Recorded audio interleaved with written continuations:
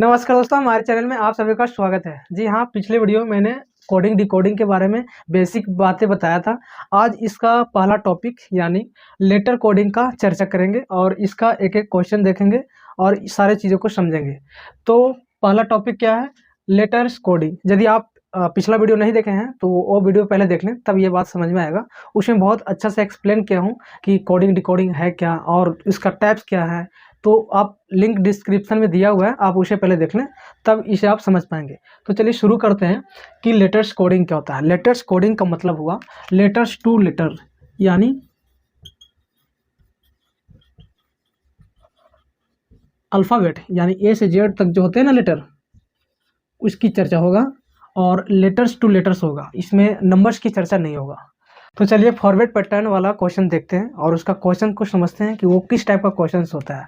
Forward का मतलब होता है असेंडिंग ऑर्डर, बढ़ते क्रम में। फॉर एग्जांपल यदि मैं कोई क्वेश्चन लेता हूँ LOVE, इसका कोड किया हुआ है फॉर एग्जांपल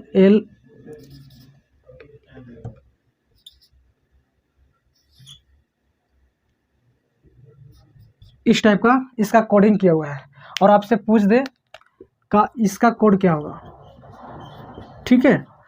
यानी यदि प्रश्न में रहे कि इसका मीनिंग ये हुआ तो इसका मीनिंग क्या होगा, ठीक है। तो आपको यहाँ पे लॉजिक ढूंढना है कि ये कौन सा लॉजिक फिट है। यानी कोडिंग डिकोडिंग में लॉजिक होता है, कुछ नो लॉजिक वाला भी प्रश्न होते हैं, वो बाद में देखेंगे। ये लेटर टू लेटर है, यानी लेटर कोडिंग जो है आपको लॉजिक रहेगा। वो लॉजिक को हम लोग इस भाग में बांट दिए हैं कि फॉरवर्ड पैटर्न में होगा, बैकवर्ड पैटर्न में होगा, अपोजिट लेटर्स होंगे, मिक्स भी हो सकते हैं, क्रॉस भी हो सकता है, सिंबल वाला भी हो सकता है। तो ये जो पहला है फॉरवर्ड की बात कर रहे हैं। फॉरवर्ड का मतलब क्या हुआ? एल जो है, एल के बाद एम है और ओ के बाद पी है। आप देखेंगे कि ये सब में क्या सिमिलर है। एल के बाद एम आ रहा है, यानी KLM। एल का कितना वैल्यू होता है? एल लग गया 12, एम मिड टर्म 13, ओ मतलब 15, पी मतलब 16, विक्ट्री मतलब 22। ये क्या हो गया? यहाँ पे W होगा, ठीक है जी। ये 23 मैं बताया था कि यदि M रहे तो 13 और W रहे तो 23। E है सो 5 है और F मतलब फिक्स या 6। अब यहाँ पे आप देखिए लॉजिक, क्या लॉजिक मिल रहा है? ये 12 है तो ये 13 है, ये 15 है तो ये 16 है, ये 22 है तो 23 है, 5 है तो 6 है। यानी एक एक बढ़ रहे हैं। क्या हो रहे हैं? एक एक बढ़ रहे हैं, यानी सभी में 1 प्लस हो रहा है। क्या हो रहा है? 1 प्लस हो रहा है। तो इसी को बोलते हैं फॉरवर्ड, यानी कोड वैसा कोड जो 1 बढ़े, 2 बढ़े, 3 बढ़े, जो भी कुछ बढ़े लेकिन बढ़ते क्रम में रहे। यानी एल के बाद एम है, ओ के बाद पी है, इसको और भी हम दो बढ़ा सकते हैं। पी के बाद क्यू लिख दो, डब्ल्यू के बाद एक्स लिख दो, एफ के बाद जी लिख दो। इसका कोडिंग ये भी हो सकता था। तो इसको क्या करते हैं? दो बढ़ाते हैं। अब एक एक बढ़ा हुआ है तो एक एक बढ़ा दो। एच के बाद आई हो जाएगा, ए के बाद बी हो जाएगा, टी के बाद क्या होगा? टी के बाद यू हो जाएगा, ई के बाद एफ हो जाएगा। तो इसका कोड ये होगा। यदि दो बढ़ा हुआ मिलता तो दो बढ़ाते। यानी फॉरवर्ड का मीनिंग ये हुआ कि कोई भी कोड 1 बढ़ सकता है, 2 बढ़ सकता है, 3 बढ़ सकता है। बस हमें ढूंढना है, 2-3 लेटर्स को देखना है कि क्या उन लोग में सिमिलर मिल रहा है, ठीक है जी। तो फॉरवर्ड पैटर्न का मतलब ये हुआ। अब सिमिलर इसी तरीक़ा से बैकवर्ड होता है। उसमें क्या होगा? उसमें होगा कि पीछे लौटेगा। फॉर एग्जांपल इसी को लेते हैं, LOVE। इसका कोड हुआ रहा था, ये 12 है, 15 है, 22 है, ये 5 है। 11 का मतलब क्या हुआ? K। 14 का मतलब क्या हुआ? N। 21 का मतलब क्या हुआ? U। और 4 का मतलब क्या हुआ? D। यानी इसका कोड इस तरीक़ा से है, ठीक है। तब क्या होगा? तब हम लिख सकते थे, कोई भी एक लेटर लिख देते हैं, एप्पल। एप्पल का कोड क्या होगा? ठीक है जी। यानी इसका कोड ये रहा, तो इसका कोड क्या होगा? यानी एल से के लिखा गया है, ओ से एन लिखा हुआ है, बी का यू लिखा हुआ है और ई का डी लिखा हुआ है। यानी सब एक एक पीछे लौट रहे हैं, ठीक है। तो क्या करेंगे? इसको भी एक एक पीछे लौटाएंगे। यानी एक को एक पीछे करेंगे तो जेड पर जाएगा, जेड हो जाएगा। पी का एक पीछे कीजिए, पी का कितना होता है 16, एक पीछे जाएगा तो ओ आएगा। एल मतलब 12, 12 का एक पीछे कीजिए 11, ई मतलब 5, एक पीछे, ये रहेगा इसका आंसर। आगे पीछे क्या करें, ये नंबर आपको याद करना है तो पिछला वीडियो देखना पड़ेगा, उसमें मैं बताया हूँ कि कोई भी लेटर्स को कैसे हम समझेंगे कि उसका वैल्यू क्या है, ठीक है, ऑर्डिनल वैल्यू क्या है। तो ये रहा फॉरवर्ड सीक्वेंस और बैकवर्ड सीक्वेंस, एक की जगह दो भी हो सकता है, ठीक है। अब चलते हैं आगे। आगे क्या है, आगे है अपोजिट लेटर। हमने समझा फॉरवर्ड और बैकवर्ड, अब समझेंगे अपोजिट लेटर क्या होता है। फॉर एग्जांपल क्वेश्चंस में रहेगा कि यदि कोई शब्द है बॉल, इसको कोड किया हुआ है, क्या किया हुआ है, इस तरीका से कोड किया हुआ है, तो आपको बताना है इसका कोड क्या होगा, ठीक है जी। प्रश्न में रहेगा कि बॉल का कोड ये है, तो आप बताइए कैट का कोड क्या होगा।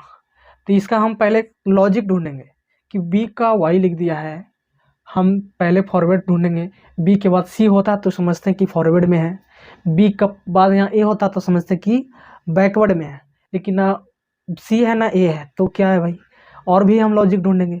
यहाँ पे कोडिंग डिकोडिंग में आपको यही सब ढूंढना है कि लॉजिक क्या फिट हो रहा है, जो फिट होगा उसी के अकॉर्डिंग इसका आंसर देंगे, ठीक है।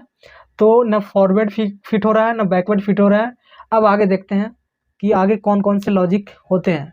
तो एक होता है अपोजिट, देखिए बी का अपोजिट लेटर होता है वाई, हमने बताया है पिछले वीडियो में कि कोई भी लेटर्स को अपोजिट लेटर्स कैसे फाइंड करते हैं, उसको ट्रिक्स बताया हुआ है। तो बी का वाई होता है, ए का जेड होता है, एल का ओ होता है, एल का ओ होता है। तो उसी तरह से सी का क्या होगा चेन्नई एक्सप्रेस, ए का क्या होगा जेड, टी का क्या होगा जीटी रोड, ठीक है जी। ये रहा, ये अपोजिट सीक्वेंस हुआ, अपोजिट पैटर्न हो गया। इसी तरीके से और भी कोई प्रश्न ले सकते हैं। फॉर एग्जांपल जैसे राम है, राम का क्या लिख सकते हैं आर एम, ठीक है जी। तो अब आपको बताना है का सीता का क्या होगा। तो यहाँ पे हम देखेंगे लॉजिक क्या फिट हो रहा है, यानी आर का अपोजिट क्या है आई, ए का अपोजिट जेड, एम का अपोजिट एन। अपोजिट लेटर्स का सम हमेशा 27 होता है। जैसे बी का वैल्यू होता है 2, वाई का वैल्यू कितना होता है 25, 25 और 2 27, ए का वैल्यू 1 और जेड का वैल्यू 26, 1 और 26 27, एल का वैल्यू होता है 12, इसका वैल्यू होता है 15, 15 और 12 27। यानी अपोजिट लेटर्स का वैल्यू हमेशा क्या होंगे 27 होंगे। यदि एक लेटर्स का वैल्यू आपको याद है तो दूसरी लेटर्स का वैल्यू आप ऑटोमेटिक बता सकते हैं।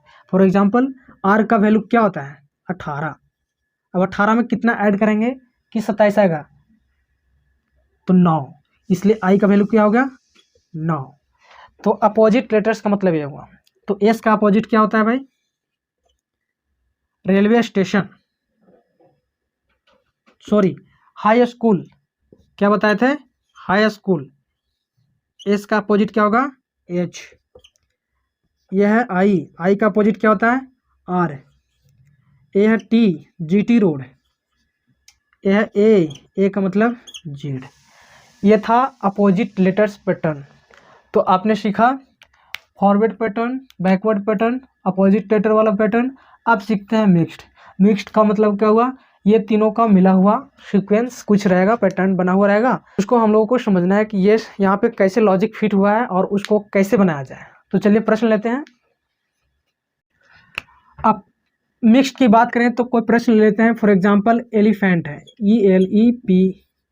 ELEPHANT, इसका कोड किया हुआ है, जो भी हम समझ सकते हैं, जैसे D लिखा हुआ है, M लिखा हुआ है, B लिखा हुआ है, Q लिखा हुआ है, G लिखा हुआ है, B लिखा हुआ है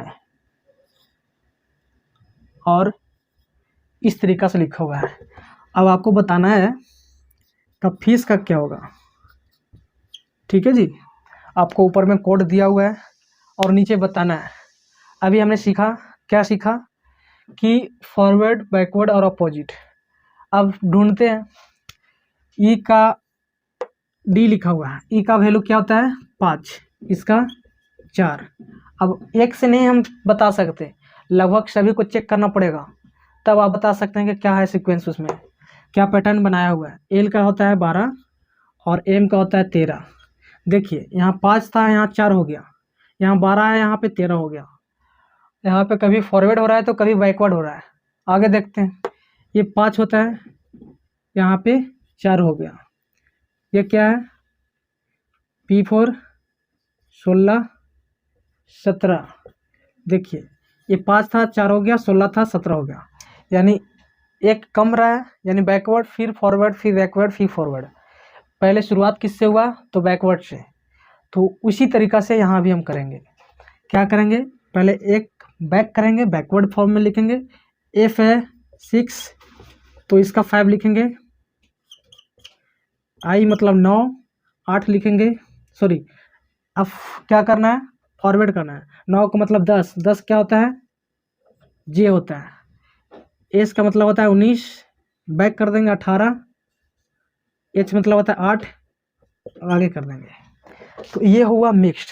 इसी में बीच बीच में अपोजिट लेटर्स भी रह सकता है कि एक फॉरवर्ड फिर बैकवर्ड फिर अपोजिट, फिर फॉरवर्ड बैकवर्ड अपोजिट, कुछ भी हो सकता है। आपको प्रश्न ध्यान से समझना है और उसमें कोड को समझना है कि ये कौन सा कोड किया हुआ है। उसके बाद उसी के अकॉर्डिंग आप आंसर दे सकते हैं और ऑप्शन जरूर मिलेंगे। ऐसे ऐसे प्रश्न में तो हम लोग 1-2 लेटर फर्स्ट वाला और लास्ट वाला देखते हैं और फिर उसका ऑप्शन को ध्यान रखते हैं। यानी रीजनिंग में आप जितना जल्दी आप ऑप्शन देखें, प्रश्न को देखें और तुरंत ढूंढने का कोशिश करें, तब जल्दी बनेगा। नहीं तो आप सोचेंगे कि एक एक को हम ढूंढे तो आप प्रश्न बहुत लेट कर जाएंगे। तो ये था आपका मिक्स्ड फॉर्म वाला प्रश्न। अब देखते हैं क्रॉस फॉर्म क्या होता है। क्रॉस का मतलब ही समझ रहे हैं, ये इस टाइप का है ना। तो अब इसको भी प्रश्न से समझते हैं। फॉर एग्जाम्पल जैसे कुछ भी ले लें, GOL ले लेते हैं, ठीक है। इसका कोड किया हुआ है, क्या किया हुआ है,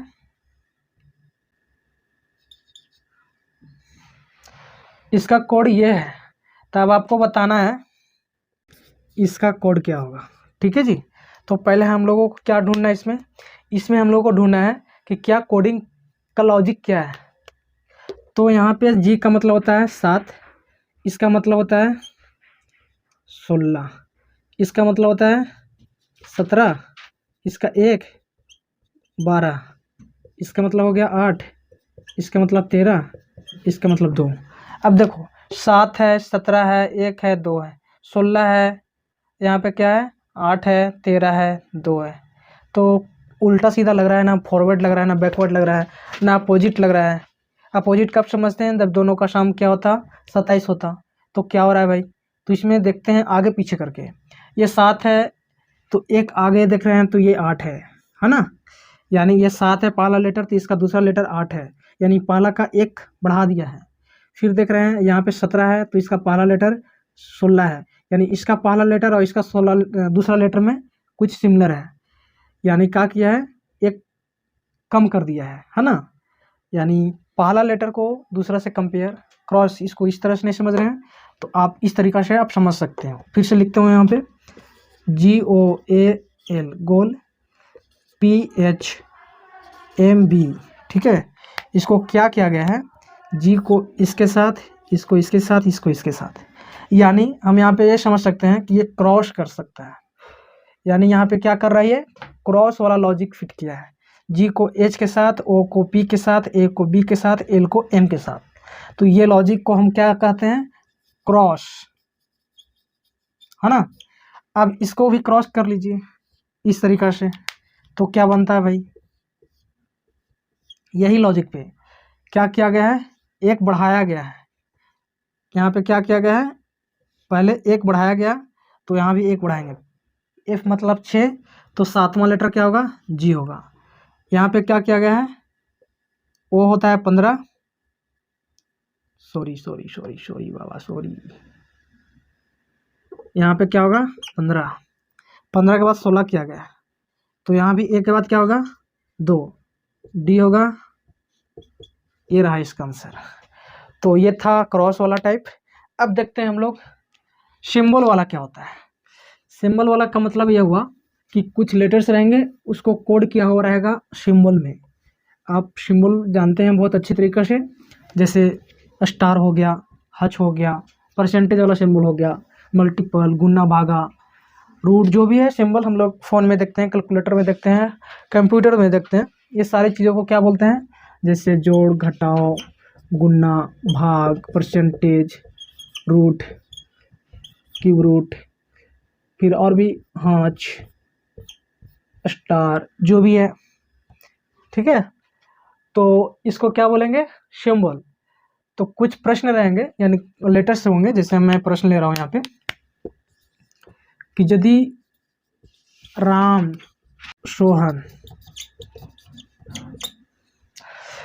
और सोहन का कोड दिया हुआ है, क्या दिया हुआ है भाई। फॉर एग्जांपल मैं ले रहा हूँ गुना 1 7 ले लो 3, ठीक है। अब यहाँ पे लेता हूँ परसेंटेज, हाज, ठीक है, और भागा, उसके बाद 7, उसके बाद जोड़। इस तरीक़ा से कोड किया हुआ है ना। अब आपको बताना है कि इसका कोड क्या होगा। हमने अभी पढ़ा फॉरवर्ड, बैकवर्ड वगैरह जो भी। अब यहाँ पे वो सारी चीज़ें काम नहीं करेंगे। यहाँ पे क्या है भाई, 2 हिंट्स दिया हुआ है कोड का, और आपको इसको बताना है कि इसका कोड क्या होगा। तो इसमें हमें क्या देखना है कि आर का मतलब यहाँ पे गुना का साइन, वो ए का मतलब 7 लिख दिया भाई, और एम का मतलब 3 लिख दिया। अब यहाँ पे एस का मतलब परसेंटेज का सिंबल, ओ का मतलब ये सारी चीज़ें। अब यहाँ पे देखें कॉमन, एम का मतलब क्या होगा। एम का मतलब यहाँ पे क्या लिखा गया है 3, तो 3 लिखेंगे। ओ का मतलब क्या होगा, ओ का मीनिंग यहाँ पे क्या है हज, तो हज लिखेंगे। ए का मतलब क्या लिखा हुआ है, एच का मतलब लिखा हुआ है भागा का सिंबल। ए का मतलब क्या हुआ है, ए का मतलब 7 लिखा हुआ है यहाँ भी, यहाँ भी। एम का मतलब क्या लिखा हुआ है, जोड़ का सिंबल। तो इसका कोड क्या होगा ये, यानी इसी को बोलते हैं सिंबल वाला कोडिंग, यानी लेटर्स कोडिंग आपका समाप्त हुआ। इस टाइप का क्वेश्चन देखने को मिलेंगे। मैं इजी क्वेश्चन लिया हूँ समझने के लिए, ताकि आप चीज़ों को समझ पाएँ। और भी हार्ड क्वेश्चन हम दे सकते थे, लेकिन क्या है ना कि पहले आप बेसिक समझें, उसके बाद मैं क्वेश्चन जब बताऊँगा PYQ लूँगा ना, उसमें बताऊँगा कि हाँ ये सारी चीज़ें हैं। अब कुछ चीज़ों को आप यदि आप बेसिक समझ लेते हैं, तो उसका हाई लेवल यदि कोई टीचर्स या कोई बताता है, तो आप बहुत अच्छे से समझ पाएंगे उसको। इसलिए पहले आपको बेसिक जानना चाहिए, उसके बाद आप हार्ड लेवल खुद ब खुद समझ पाएंगे। हाँ बनेगा नहीं, लेकिन यदि कोई दूसरा कोई बताएगा तो आप समझ पाएंगे कि वो बना क्या रहा है। इसलिए आपको बेसिक बताया गया, और यही था आपका लेटेस्ट कोडिंग। अगले वीडियो में बताऊंगा जो भी 3-4 टाइप्स जो छूटा हुआ है, एक वीडियो में उसको कवर करने की कोशिश करूँगा। और इस तरीक़े से यदि आपका कोडिंग, रीजनिंग, मैथ्स, जो भी आपका GS वीडियो देखना चाहते हैं, तो आप हमारे साथ जुड़ सकते हैं। आपका जो भी राय हो तो कमेंट्स में करके आप बोल सकते हैं। वीडियो देखने के लिए बहुत बहुत धन्यवाद।